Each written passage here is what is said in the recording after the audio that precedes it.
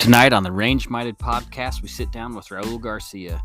Raul has spent years honing his craft from his time in law enforcement, contracting, and being a student of the gun himself. Now he spends his time sharing his deep knowledge of guncraft as one of the best instructors in the Northwest. Sit back and enjoy a night with Raul Garcia. All right, guys, welcome to the Range Minded podcast. This is Steve in southeastern Idaho, and we got Nick way over on the other side of the state, over here in Boise, as well as a special guest, somebody that we're excited to have on the show. Who we got waiting on in the wings out here? Well, I'm Raul Garcia, and I Yes, you live are. here in Idaho. And if you guys don't know who Raul is, he's kind of a stud muffin in Idaho. He knows a thing or two about firearms and teaching and enforcing the law, and that's we're excited to have you on, man. We're sorry it took so long to get you here, but we are stoked to have you here and finally hear your story and learn some wisdom from the great Garcia. Well, thank you for having me on. I'm pretty excited. This is my first. There's a lot of podcasts, and there's a lot to learn, a lot of wisdom out there. So I give Raul a lot of credit, guys. When he jumped on here, I was like, are you talking on a microphone? First podcast, he rolls out with a professional microphone. He probably sounds better than Steve does.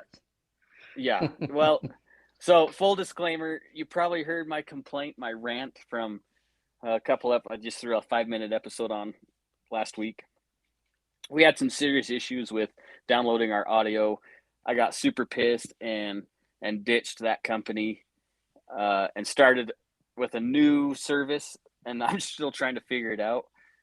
So I have to record from my phone right now until I figure out the whole system, and then it'll sound better from my real mic again. But yes, Raul's audio sounds so much better because he's way more professional than we are. Well, I wish. Speak for yourself. But, Speak for yourself. I Danny got Garcia microphones. Films. Yeah, so Garcia Films, and he hooked me up with this sweet mic. Yeah, so if you guys don't know who Danny Garcia is, I'll let you got to be proud. Tell us who Danny is real quick. Well, he's my son, and yeah, I'm pretty proud of him. He's a videographer professionally, and he does a really good job. And he's traveling around the country, videoing, making, and videos for the commercial industry. Yeah, that's awesome. So while we're on that subject really quick, so guys, Danny is on Instagram. Danny Garcia Films is his name on Instagram. He's actually going to be working on some projects for me at HOFTAC. And Raul's not kidding when he says traveling around the world, doing commercial shoots. Like, some of his commercial videos are amazing.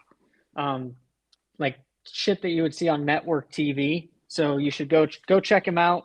And stay tuned, because we've got a couple projects that we're about to start with this new holster project that we're launching at HOFTAC too. So I'm excited about that. So the first father-son duo that will be on the Range Minded podcast will be the Garcias. Heck yeah. We're excited. So Raul, go ahead, Nick. You go ahead. I was going to ask him the same thing. So since many of our listeners may not know who you are, some of our Idaho listeners do know who you are. Tell us a bit about who you are. Well, first, are we live? No, we are not live. Okay, good. So you can edit stuff out? Absolutely. All right, so real quick, I'll just make it short. But yeah, my name is Raul, and pretty much I was born and raised in the great state of Idaho. Grew up just, small town boy. And I was able to grow up in an era where I was able to, have a gun at a young age. Got to take guns to school, and it wasn't a big deal. Kids would go hunting on their lunch breaks, or we'd go hunting after school. And I just grew up around guns, small town Idaho. And my father was a police reserve. My mother was a nurse and had really good parents.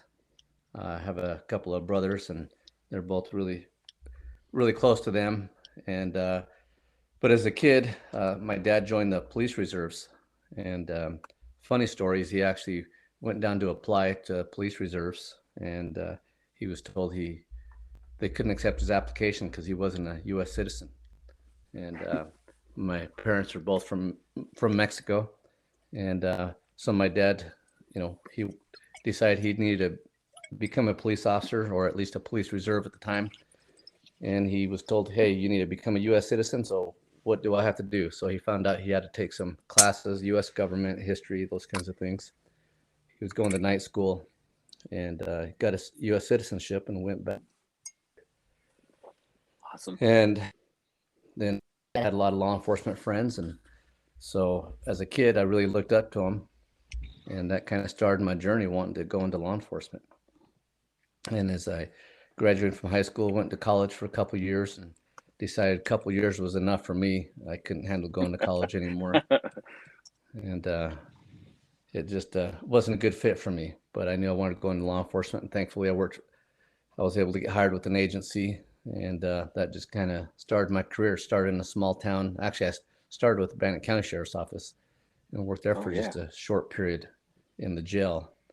And that was back when they had jail cells that just had concrete and bars. The old bars you could just kind of reach through and grab somebody. I did that for about 6 months, and a buddy of mine down in the Hayburn area said, hey, why don't you come work for us? We're looking for a new officer, and we really want somebody who can speak Spanish. We got a lot of Spanish-speaking people down here. So I decided I wanted to get out of jail. It wasn't for me. I was like, street cop's what I want to be. So I went down, worked for this small town. We were a 4-man department at the time. Wow. And we were actually pretty busy for being a small town department because there was usually only 1 or 2 of us on. It's a town of about 3,000 people, I believe, at the time. And we used to get dispatched through a neighboring county down in Cassia County. From there, one day I was on patrol and I get a call from dispatch, says, hey, come on in, talk to the sheriff. He wants to speak with you. So I go in there and he asked me to come to work for them. He's like, we'll pay a couple extra $100 and you get this nice car. And so I was like, well, a couple extra $100. And I did that. I think my paychecks at the time were about $500 every 2 weeks. So I was making a lot of money. That's a huge jump. Yeah. So it was a good You time. make about as much money as Steve does. Twice as much right now. I worked down there, and it was a good time down in the in the early '90s, down in that Burley Rupert area. We were pretty dang busy. We had a lot of violent crime going on at the time. But I always say that's where I really got my feet wet and really learned a lot about law enforcement. Learned how to deal with people. Got quite a few chases, things like that. The typical things that happen on night shift and weekends. And then from there, go ahead. I'm going to speed you up a little bit because I feel like there's a lot that could go into this story. But what brought you to Boise from there? Well, from there, actually, I worked down there in Burley, in the Burley Hayburn area. I worked down there for, 6-7 years. I got recruited by a buddy of mine that I'm sure you all know, Pete, and who worked for the Department of Energy out of INL. A lot of people don't realize is a lot of these nuclear facilities have SWAT teams that have to be on duty 24 hours a day. So I got recruited to go out there, Pete, and got on. I was there for pretty short year and a half, I think, before they started doing some layoffs. And I was like, hey, I don't want to stick around to see if I'm going to get laid off. So I started applying, got hired with the Ada County Sheriff's Office up here in Boise, and started there in 2000 and just recently retired back in April. And so that's kind of what got me here.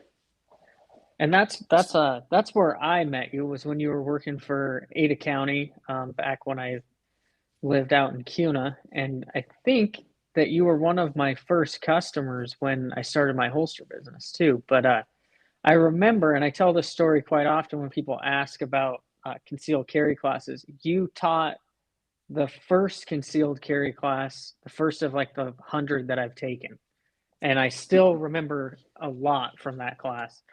So that kind of started my relationship with you. I'm not sure how Steve met you. He probably got arrested. That's probably how he met you, though. Maybe that's something we can't talk about right now. It's still pending. So I actually don't remember how I first met you. It might have been through Pete. I can't remember. Yeah, it could have been. Yeah, it had to have been. You had to have come over to Idaho Falls when we were working at the range together, and you must have Yeah, come I over believe for so. something. So one thing I And remember about Raul, and he still kind of does it, but I remember back when I was first getting into the firearms industry, when I was working for Tactical Solutions, and he was always the guy in the Valley that brought the top name instructors to the Valley. Yeah, I kind of went out of my way to, I've always been the person that was out researching new stuff. I never wanted to stay stagnant in the things that I'd learned. I knew there was always better things out there. So I had a few times where I'd reach out to some professional instructors and have them come in and teach me and others that wanted to learn. I brought in, people like Pete. Pete is a very, very, very well-known guy in at least the tactical community. He really knows yeah, his stuff. I brought in which he's so people like, unassuming. That's what's funny. Like you just oh, look at he's a that guy. He dangerous doesn't. guy. Yeah, He's a dangerous man. yeah. But He scares me. I would say he's one of my mentors. I really, really looked up to that guy, and I was always picking his brain, trying to learn new tactics and everything from shooting to CQB, that kind of stuff. Yeah.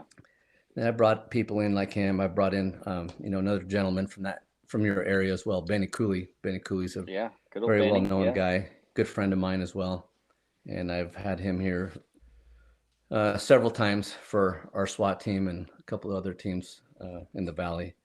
I brought in Robert Vogel, JJ Rakaza, Yang Lee. Mine, who's a very high talented, actually lives in the area now. Oh wow. Yeah. So So those are, through your experience going through law enforcement and doing some stuff out here at the INL, what are some of the takeaways that got you to where you are now? Like, are there any key moments in your life that you're like, man, that's what totally made me who I am now? well, I don't know if it was any one thing, but looking back from even when I was a kid, getting in fights and things like that as a kid, seeing a few things. I saw a few violent things happen as a kid that were, just in my area, in my neighborhood, and always wanted, that kind of drew me towards like martial arts. And so I Mm-hmm. got into martial arts very early. I would say about 8, 9 years old. But once I got into martial arts, I just did it very, I was doing it like every day. That's all I thought about was martial arts, how to protect myself, how to protect my family. And I was doing that pretty religiously up until I was about, I'd say about 18, 19 years old. And then once I got into law enforcement, I continued doing martial arts, but not quite as much. And then because I was carrying a gun as a police officer, I just felt like learning how to shoot was also a martial art and was just an extension of that. Yeah. And so it went from carrying a gun on duty to, hey, I need to carry a gun all the time as a concealed carry holder or, off-duty officer. Awesome. Yeah. Cause So, a lot of people don't realize as an officer, especially working detention, like when you're working the jail cells, they get to know your face. You got a lot of repeat guys and you're a target at that point. Once, if they're out on the streets, they know who you are at that point, and it gets kind of scary. yeah, I remember working down the Burley area, especially where it's a smaller town. Um, yeah, people always knew where we lived. You'd be off duty. People would, you'd run into people you'd arrested and so forth. I remember even going to, have lunch with my kids at elementary school. And sometimes some of the kids there would say, hey, you arrested my dad, you arrested my mom, that kind of stuff, So even the kids knew who you were. But it became really apparent for me. I remember my wife at the time, she was a nurse and she was taking care of some patients and she had some like a family she was taking care of in one of the rooms, and they looked at her and said, "Hey, we know who you are. We know who you're married to. You're married to that cop, and we know where you live." Oh, that's scary. Yeah, it is pretty scary. And so I just always felt, man, I got to be ready to protect my family wherever I'm at. So it became very important for me to carry concealed everywhere I was going, especially when I was with my family. Nuts. But yeah, it's during my career, in law enforcement, a lot of times, well, there's just so many facets to law enforcement. I mean, if you want to be, a gang detective, you can do that, which I did for a couple of years. If you want to be a domestic violence detective, you can do that. Narcotics. There's just so many different directions you can go. And for me, I kind of chose to go down the road of working on SWAT and being a firearms instructor. And those were kind of my passions within my career. And I just kind of ran with that. And I just continually practiced, my own personal skills, brought in other instructors for not only myself, but for my own guys, or my department guys I was working with. And it's just always a continual, like they say, once you're an instructor, you're forever a student. Right. So tell us, I know that you do, and I might jump ahead of where Steve is, but we mentioned in the beginning competitive shooting, and I know that me and you had talked not too long after we met and started kind of working together that you like to shoot 3-gun USPSA, is that what it's called? Yep, USPSA, yeah. Obviously, I'm not versed well in my competition shooting. It's been a while, but what got you into competitive shooting, and how do you use competitive shooting in your shooting career? Well, I got into competitive shooting early on, just looking for other ways to practice and to get better, and just more ways to be able to pull the trigger on the range. And back in the early '90s, when I worked for Cassia County, I would go to Idaho Falls area. They used to hold a conference called the Mountain States Tactical Officers Association Conference, and that's where I met Benny and Pete.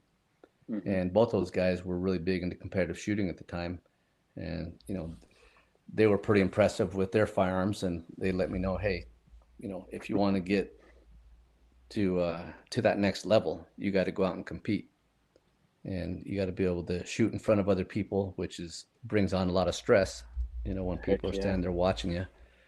And yeah, it was a lot just wanting to be like those guys who were my mentors, and they just really pushed me and saying, hey, if you want to get that next level of shooting, go compete. And some of the time, and every now and then, you'd hear people go, hey, shooting competitively, it's bad. It creates bad habits if you want to shoot tactically, or if you're a tactical shooter, whatever. But, what I find is just shooting is shooting. If you're pulling the trigger to shoot a plate or a paper target, or if it's a person, you got to have the fundamentals and be able to apply the fundamentals correctly. It doesn't matter what you're shooting at. So yeah, I 100%. Oh, go ahead, Steve. I was gonna say, I noticed when I was shooting a few USPSA matches over here that just my basic gun handling skills increased dramatically. My ability to put that sight on target and follow through the string of shots. Competitive shooting definitely improves your skills. And it really drives you to practice more. When you got your buddies out there, they beat you, from one week to the other, and then you want to go home and practice more so that you can beat them at the next one. So it's just a way that drives you to practice, Yeah. Yeah, and I can definitely say when I was working at Tactical Solutions and I was traveling around, me and Colt, and going to those different competitions just to do demos, when you're around those level of shooters and seeing that type of shooting, it definitely makes you not only want to level up your shooting game, but need to. Because when I got into the firearms industry, when I interviewed at Tactical Solutions, and I've said this, when Robert said, "Oh, do you do competitive shooting?" and I said, "What the hell is that? Like, there's games for shooting?" So it can be a game. It's a whole new perspective. And I remember I had a conversation with you once about using competition shooting as a way to train for your concealed carry and your everyday shooting, and using it as scenario, kind of building a scenario in your mind on the stages. And I think there's two mindsets to that, because I remember when I would go out and I would shoot, say, Steel Challenge, and I kind of went at it with that. Like, I didn't care if I won or if I was the fastest. I just wanted to make sure that I was able to play that scenario out in each stage. And some of those guys will give you shit about it, that, you know, it's not what it really is. And I'm like, well, there's two ways to look at it. It's either a game or it's a scenario based training. If you're just trying to go as fast as possible and redo if you mess up, then that's using it like a game, which is fine. Or there's like what Raul had talked to me about, where it was use it to train your skills and your accuracy. Yeah, and I think sometimes people mix up the two. You know, there's drills and then there's scenarios. If you want to do scenarios, then that's where we pull out, you know, UTMs or simunition type weapons, where you're doing force on force, where you're having to, you know, decision making. Are you going to shoot, not shoot? You know, is that guy a good guy or a bad guy? Is it a hostage situation? That kind of thing. And I think that's where a lot of people kind of mix things up a little bit, and they got to understand, hey, when you're out shooting competitively or when you're running drills, it's just that you're just running drills. They're gun handling skills, not necessarily scenarios. Right. Oh, look at him calling me out on my own show. well, there is definitely a difference of when the target shoots back or when it just stays stationary. Well, I don't want to practice when the target shoots back, because that means I'm going to die. Well, you know, when it comes to self-defense, you know, I look at competitive shooting or just this shooting. The way I look at things is, you know, the martial arts way of doing things is, as a martial artist or a boxer, you know, somebody who's competing against somebody in that fashion, right? When you start learning, you go slow, you learn your techniques in martial arts, right? Then you start shadow boxing. To me, shadow boxing is like dry firing, right? You're just learning the skills, you're learning the technique. And then you go to hitting a punching bag. That's your next level. Even with a gun, to me, that's when you're at the range, just running drills. And then you have another level above that. That's when you're going to, you know, to USPSA matches where you're running a gun and you're learning a high level skill with that gun. And then when you start sparring in martial arts, it's the equivalent of UTM and simunitions. That's kind of the way I look at it. Yeah, and it's the competitive world is interesting, because you get these high speed dudes, and then you get the little bit slower guys that are more concerned about accuracy. But what I love about the competitive shooting community is, I mean, I guess I've met a couple, but for the most part, they're the most helpful, kind people that I've ever been around. You know, you get in some of those matches and, you know, they're willing to give you some ammo to make sure you shoot the next round, or they'll let you try their gun or whatever. It's kind of different than any other sport, I guess, is the best way to put it, because even though you're competing against them and the clock, they're all willing to help you out. Yeah, you know, and that's the other thing I hear out there a lot from people, are like, oh, that's just speed shooting. You know, speed shooting is important when somebody's shooting at you, right? You want to be able to shoot them before they shoot you. Yeah.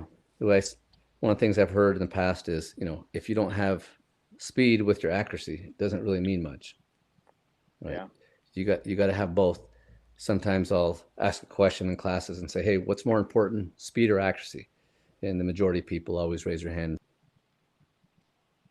Oh no. Why did it shut him off? You've lost him, dude. Or make a note at 34 minutes that I just you're gonna cracked my hand. Gosh dang it. So we text him real quick while I make this note. I bet his browser closed.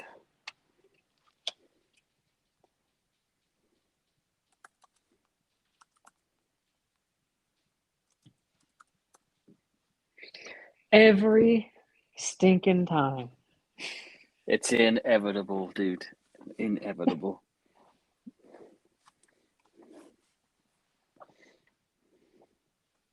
I'm getting you a Yeti microphone for Christmas. I actually have. I'm not talking in my phone. I'm talking in a mic that I have for my phone. With it. Oh, Obviously is it the sounds like one that? poop.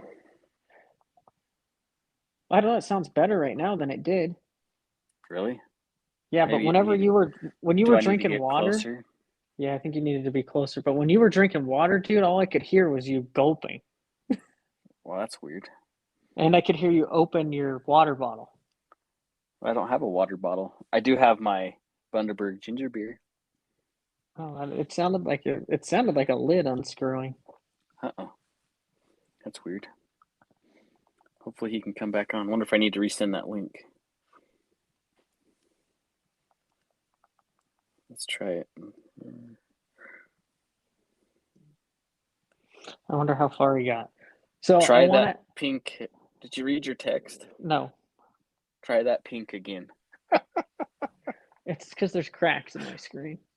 Oh, So I want to ask him about being on the sheriff's department as as Ada County grew, and uh, just to talk a what did little bit about that, the and dynamic of then what it was like from when he started to when he left? yeah, Is that what so you mean? that, and then also, so he's now that he's retired, he's going full time into training, and he's trying to put together a range event. All right. There we go. So I want to have you ask him about that too. Okay. All right. Okay, so I'm gonna clap my hands again. All right. I can hear you now. Okay. Let's see. What did we talk about? We were talking about Speed shooting, Yeah, speed accuracy shooting. or So speed. yeah, Yeah. a lot of times I'll ask my students, hey, what's more important, speed or accuracy? And I say that to kind of trick them a little bit, but one of the things I've always heard is, hey, if you have accuracy without speed, it does you no good, right? You got to have both. They're both important. So when we talk about speed shooting, we're not talking about missing, but for whatever reason, when we talk about speed shooting, everybody thinks, hey, you're just talking about, spray and pray and, mag not, dump. yeah. So, but you got to have speed. If in self-defense and competition, right? It's whoever gets their hits first. Yeah. Yeah, that's I mean you don't want to have a bunch of misses, right? If you're playing the game, you can't miss fast enough, right? That's right. And that all comes with with mindset. Why are you shooting? Are you shooting because it's just a game for you? There's guys who shoot, thousands of rounds, and they shoot these matches every weekend. But when they shoot and when they're out and about, their guns are put away and they don't carry concealed because it's just a game for them. Then you got the tactical guys who they're out there because they want to improve their skills for, a possible armed confrontation if they ever have to use it to protect themselves or their family. Yeah. And sometimes it's hard to get in that mindset as a small town Idaho guy. I'm sure just like you guys you grow up, shooting is just recreation for a lot of people out here. And so sometimes you grow up just out plinking cans or whatever with your kids, and then you get out to where you're shooting, I don't know, with your concealed carry gun, or as a law enforcement officer, hey, you got to go to the range, and it's just kind of a game for you because that's how you've grown up. One day, one of the things I didn't mention was I did some private contract work over in Pakistan. I was working for a program called the Anti-Terrorism Assistance Program. But on the weekends, I'd grab a case of ammo and I'd go to the range. And one day I was loading a case of ammo into the side-by-side to drive across the street. And I had this little Pakistani guy come up to me and goes, Instructor Garcia, goes, are you practicing fighting? And I kind of look at him with a confused look. And I'm like, excuse me? He's like, are you going to practice fighting? And then it dawned on me exactly what he was saying. I'm like, oh, yes. That's what I'm doing. And I kind of drove away from there going, man, I just learned a valuable lesson, right? These guys, every time they go to the range, they're considering it practicing fighting. So whether we're practicing fighting on the wrestling mats, whether you're, in a cage fighting, you're stick fighting, knife fighting, or you're at the range shooting, it's practicing fighting. And so if you're a tactician, you got to make sure you're always in that mindset of, hey, that's what I'm doing. This is a serious thing here. And I think you hit on something that's really important. So I've officiated over a lot of range sessions. I've been range safety officer for quite a while, and a bunch of different ranges. Anyways, I see probably the majority of people that come to the range are just there just to shoot recreationally, right? They're not really using that range visit to its full opportunity or full potential. And every once in a while, you'll get the cool guys that really understand the purpose. Like they go to the range for a specific purpose, whether it's to get the gun out of the holster, or they're working on acquiring that front sight, or flash sight picture, whatever it is. That they're there for a reason, and I think a lot of range visitors do a huge disservice to themselves when they go, because they're just going to waste ammo. And in today's economy, you can't really afford to just waste ammo anymore. Yeah, it's kind of hard to get better if you don't have a goal and know what you're going to work on when you get there.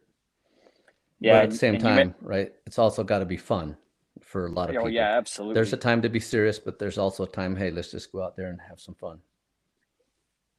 Yeah, and I do enjoy going through a few hundred rounds. It is quite fun, but it's very painful right now. Very painful. I'm glad I stocked up on a bunch of 22 ammo before all this craziness. Well, Steve, if I'm going to give a shameless plug while we're on here, if you are worried about just blowing through ammo, you need to come over to Meridian and you need to check out the new simulated range that just is opening on Monday. So Sim Shop he's going to Meridian. Open Monday? Yep, the 13th is opening day. Gosh, awesome. I'm going to have to get over and meet him. Yeah, Jeremy's a good guy. He was a customer of mine since he moved here, and I'm excited. I went over there and looked at the facility a couple weeks ago, and they just got the simulator up and going. It's a 120-inch curved screen with, I think, damn near every simulation that Laser Shop makes. So, what are you doing on Saturday? Cost effective?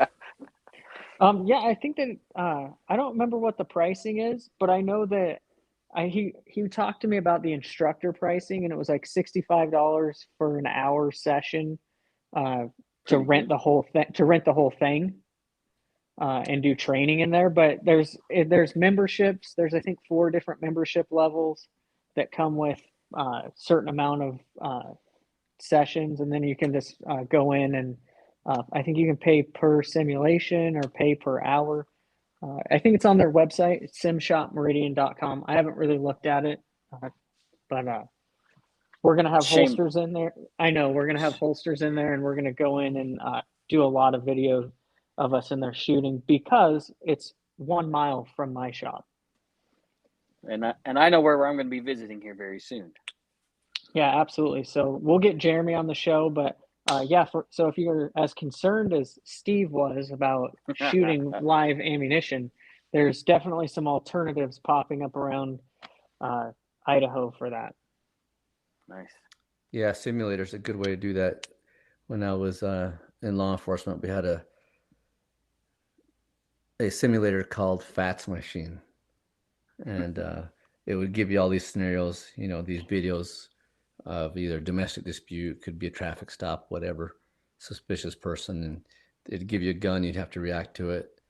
And if it presented itself, you would, if a threat presented itself, you'd end up shooting back, and the gun would recoil, and it would send out a little laser that you could play back later, so you could see where your hits and where your misses shots were.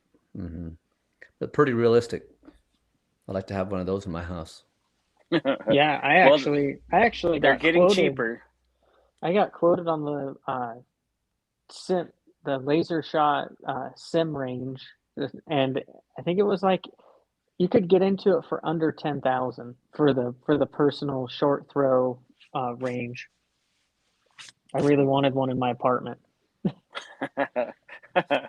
Just need to figure out where to put it at.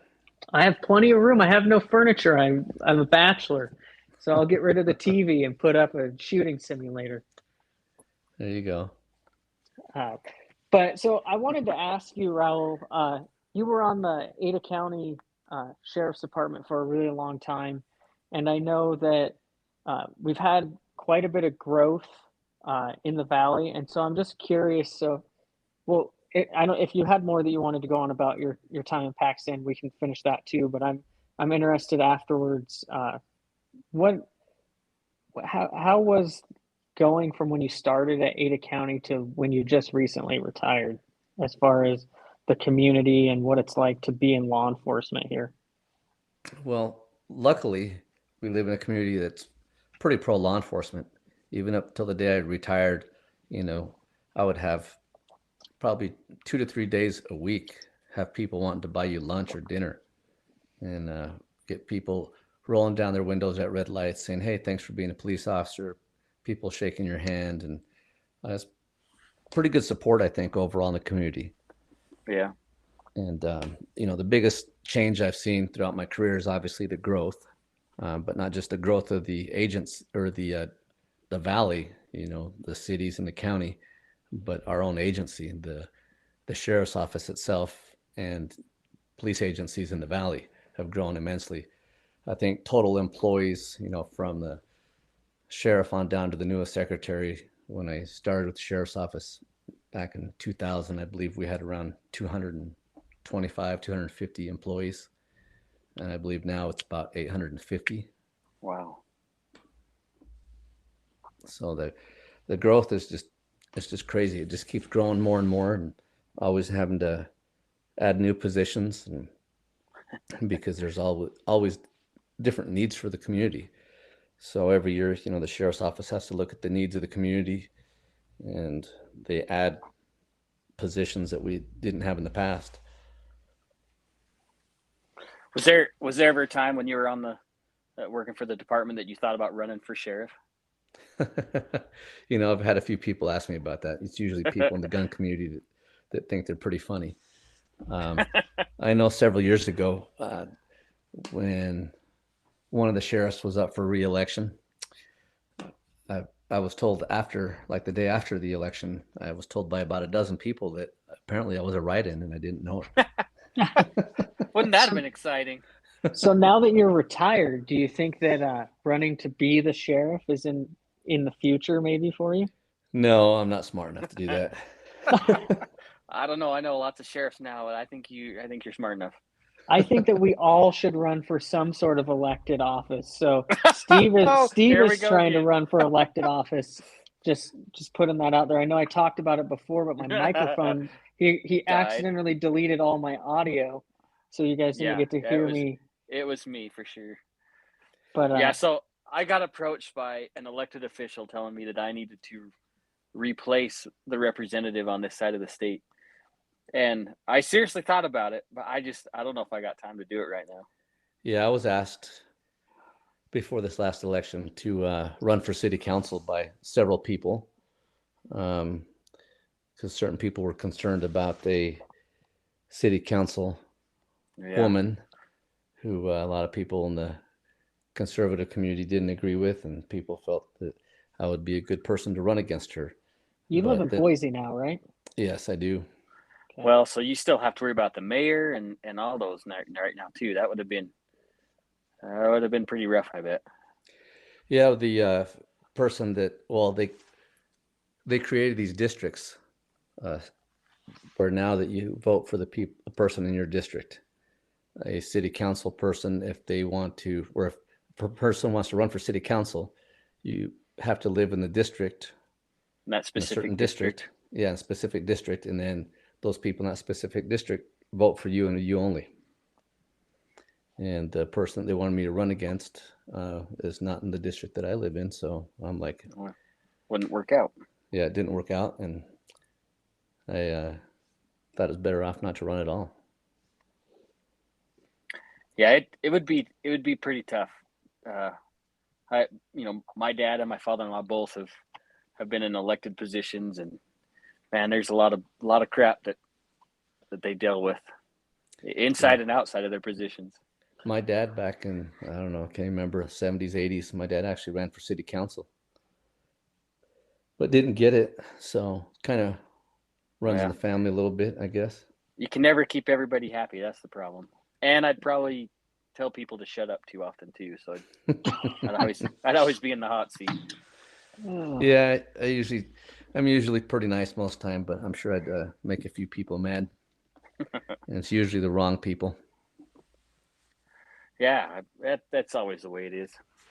So we went through kind of your past and how you got here now. So what are you doing now to keep yourself busy? Well, I retired back in April, and the whole time I've been, well, I wouldn't say the whole time, but for about the last, I don't know, 10 or 12 years, I've kind of had a side gig where I teach concealed weapons classes. Hmm. I teach basically anything or anyone that wants to learn how to use a handgun rifle. I'll teach as long as they're not prohibited from having a firearm. Right. And I've been doing that off and on for the last 15 years. And now I just do it. Um, I have a website, Idaho 1032. Uh, I don't post a lot of things on there, but you can go there and you can see descriptions of my classes and things like that. Nice. Most of my classes are usually by word of mouth. I typically, I would say weekly, I get 1 or 2 calls a week where somebody calls and says, "Hey, I got 6 to 10 people and we want to learn, we want to take an enhanced concealed carry class, or we want an advanced pistol or rifle class." And then we just kind of look at the calendar, set it up, and meet at the range. So But I'm trying to be more organized for the next year. I actually have someone who's going to help me get a calendar set up so people can just go to my website, click on a button, and register. So hopefully that works out. Awesome. So you where mentioned, are you? hang on.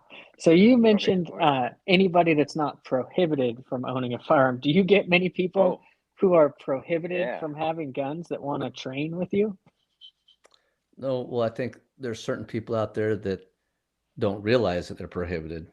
And usually the biggest, because most people go, okay, I know if I have a felony, I'm not allowed to be in possession of a firearm. But people forget that, or don't know that if you're convicted of a misdemeanor domestic violence crime, that also prohibits you from carrying a firearm. And so Yeah. sometimes we have to have that discussion. It hasn't happened very often. It's just actually just like one time.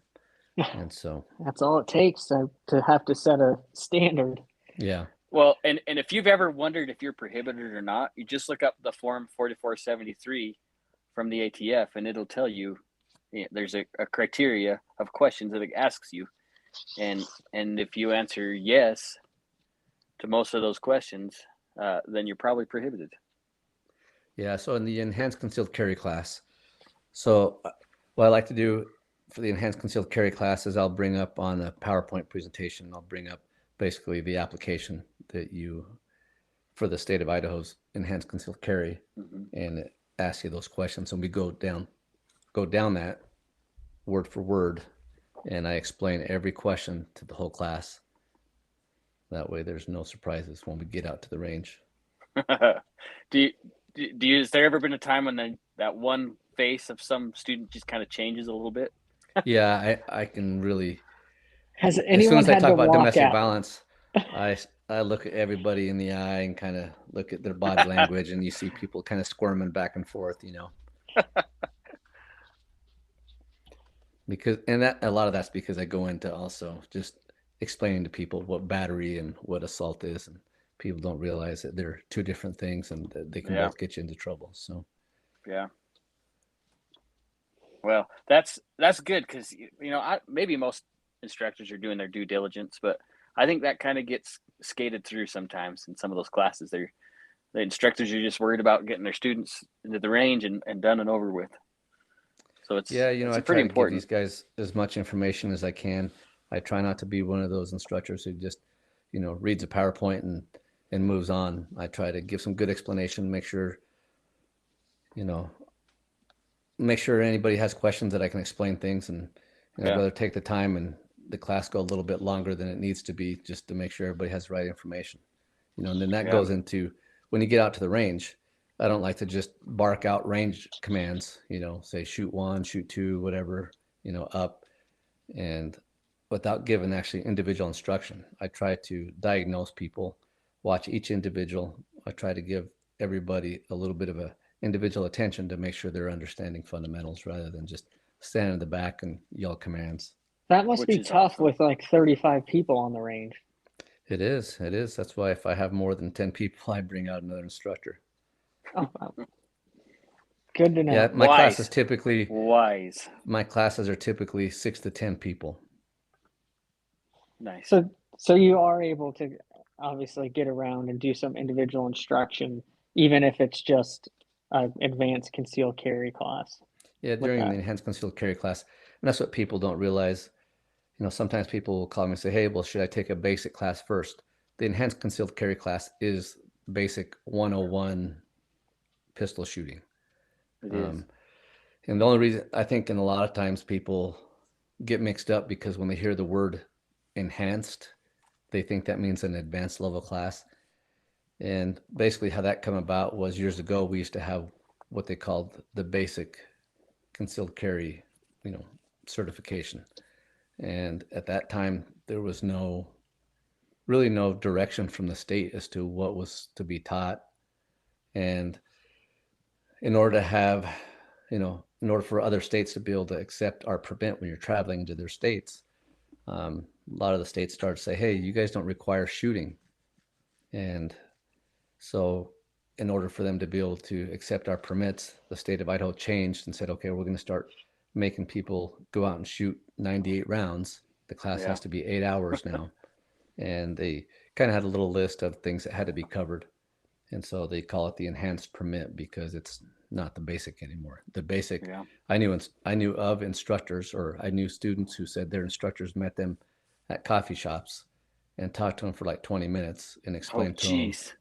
just said, hey, this is what use of force is, and then just signed off their certificates and away they went. So there Oh was my really no gosh. guidance from the state as to what was to be taught.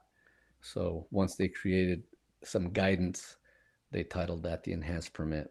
Well, and you didn't even need that if you had a hunter safety card back then. That's correct. Yeah, if you were years old and you said, hey, I took hunter's ed when I was 12, they'd still give you a permit. Yeah, because that's how Yep. I got my first concealed weapons permit, was with my hunter safety card. Yep. Yeah, And then so I the took enhanced your concealed, class after.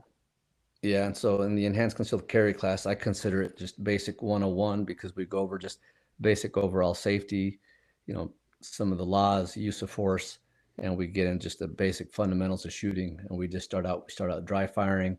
We start out, hey, this is how you hold the gun. This is how you see the sights. This is how you pull the trigger.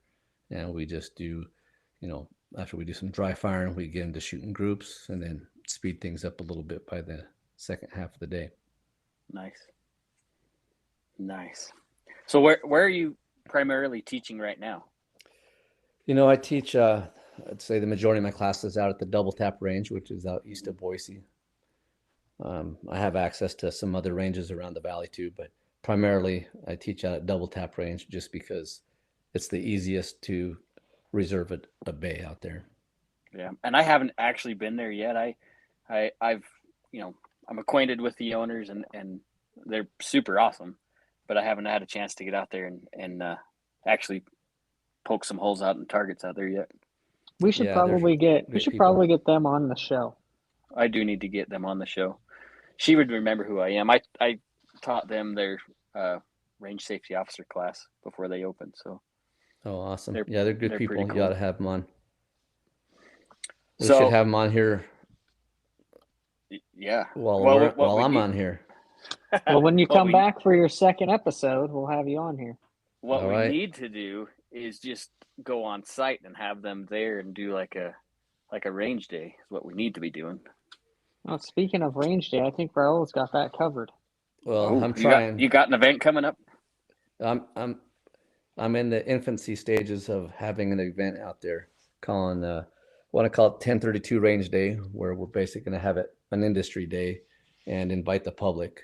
Basically, I'm trying to get anybody who has a business in the gun industry to come out and set up out there while we invite the public come out and see what they have to offer while I give a few seminars throughout the day. Well, we'll be the official podcast Oh, that would of be the great. day. It'd be great. So It's when just hard. It's hard to get people to commit to anything right now, but it I'm is just tough. kind of going around getting yes or no's. Yeah, am I interested? No. And then once I get X number of people just to, say, yeah, I'd be interested, then I'll create some type of a way for people to pay for the event, and we'll see how many people are really interested. Yeah, that'd be awesome. I know that we talked when you came by the shop that day. So if you've talked to more people, we should get together and kind of put together a game plan and maybe something that we can get some early commitments from people. Because I already told you that I'm guaranteed 100% in, not only with HoffTac, but I'll make sure that Steve shows up for the show, and Absolutely.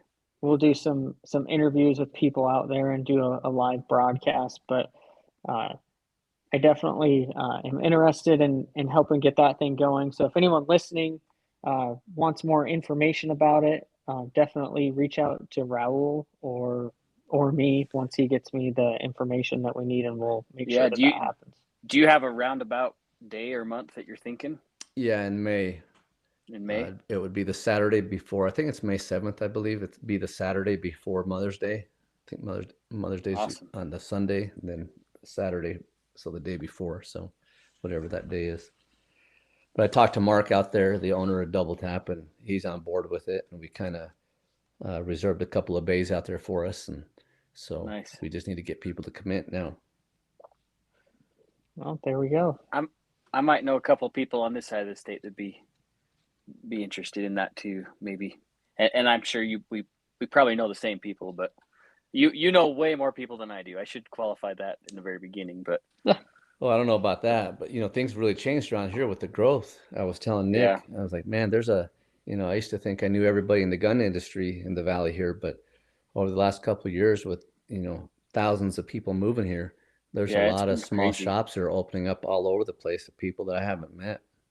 Yeah. There's also some bigger names that people recognize that are moving to the valley as well. I don't know if I was telling you about that, Raul, but I know a couple of, I don't know that I want to call them out on the show, but like there's some large like Glock clone style pistol company that has leased property in Nampa. Oh, well, we'll have to talk about that then. Yeah. Yes. So, and I need to talk to them. Yeah, there's lots of people moving to the valley. I think it's that rush away from the West Coast states is the thing, and the gun industry in those states has always been hard to do, but I think now it's become just unbearable. Well, and Idaho is such a gun-friendly state. I wish more firearms industry related businesses would come into the state. There must be something special about Texas, because they seem to want to go to Texas. Well, I hope the masses of people keep going there and not here. Yeah. Well, we got a lot of good people moving here, but we still, there's still things we got to deal with traffic and that kind of stuff. The traffic is getting out of control. And we're getting the overflow on this side of the state. If you try to drive through Idaho Falls at 5 o'clock, and I know some people ask, that's not rush hour, but it's ridiculous for people that grew up on this side of the state. Ridiculous. Yeah, Steve almost missed the show a couple weeks ago because he was stuck in traffic. Yeah, usually it takes me like 20 minutes to get home from Idaho Falls. It was an hour. Yeah, it's all relative. So I've heard people say the same thing. Oh, this is nothing compared to where I came from. But on the other hand, I've also had some people say, man, I thought it was bad where I came from. And I tried to drive down Eagle Road today. It was bad. Yeah. Eagle and Meridian both. It's stupid. Yeah, traffic is just getting terrible. It is terrible. Well. It'll be good for writing tickets.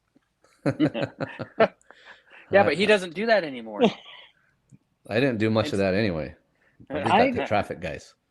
I remember I was talking to Danny about something when he was in the shop, and I said something about you writing a ticket, and he said, I think my dad only wrote like 5 tickets his whole career. Well, there's a few more than that. Well, early on you do a lot of writing tickets, but second half of my career, I definitely say I didn't write as many. Well, it sounds like you earned your stripes though to get where you were. So. Well, I actually retired with no stripes. Well, It was just a figure of speech. I take I it. know. I take it stripes are not good in law enforcement. No, it's good. Just means you got promoted and you make more money, man. Oh, Yeah. Well, well, where can people find you? Well, online, I have a website, idaho1032.com. I'm also on Instagram, Raul Garcia 1032, and that's where I post a lot of my stuff is on Instagram. so before we jump off here, we're approaching the hour mark, and I have to ask because people are going to wonder because all of your names have 1032. So for those who don't He's know, running 10 codes, man. yeah, for those that don't know 10 codes, what is 1032? 1032 is old 10 code, police code that we used to use. Means man with a gun. So if you type in police codes 1032, it'll say man with a gun. That seems fitting. Yeah, so they used to use it like, for instance, they would say, hey, you need to respond to a park, there's a male subject, 1032. So that's basically how that was Nice. used. So I thought it would be a cute way of having a name for my business. No, I Very like cool. it. That's very cool. I do Oh, have go one ahead. more. I have one more question for you before we let you go. Is there like one piece of advice you could give brand new shooters that would help them improve or start their journey through their firearms, their two-way travels? Well, I say if you're a new shooter and you want to expedite your learning, get into that next level, I would say take a class from a good instructor, right? I'm not saying you have to come to my classes, but find an instructor in your area, somebody who, maybe you can vet by just going around asking other people who in the valley who the good instructors are, because that's going to really save you from creating bad habits and it's going to expedite your learning. And then on Nice. top of that, dry fire a lot. Dry fire is really gonna be where you're gonna improve your gun handling skills more so than live fire shooting. Nice. Well, now that Nice. we've vetted you on the show, we're going to have you come back and we'll get more specific on probably firearms training, because I know that you're one of the instructors in the valley that a lot of these guys kind of look to, and I know that they talk about you because they ask me about you and mention you in a lot of conversations that I have in the shop. So I would love to have you come back on and just do a little bit of a dive on firearms instruction and what is important to you in that. We kind of touched on it, but we got a little bit of backstory and things like that. So let's have you back on and just kind of talk about 1032 training and what you have coming up. We talked about the range event, but what your classes look like and what people can expect when they train with you. Yeah, that'd be great. Awesome, man. Well, we really appreciate you taking your evening and spending it with us, man. We love to hear your beautiful voice, and I can't wait to get over there on that range day. All right, man, let's do it. Awesome. Sweet. Well, all right, guys, I'm going to jump off here, and hopefully Steve won't lose my audio this time. It won't happen this time, I think. All right. Well, thanks for coming on. I appreciate it. All right, thanks. All right, guys. Be safe. All right, bye.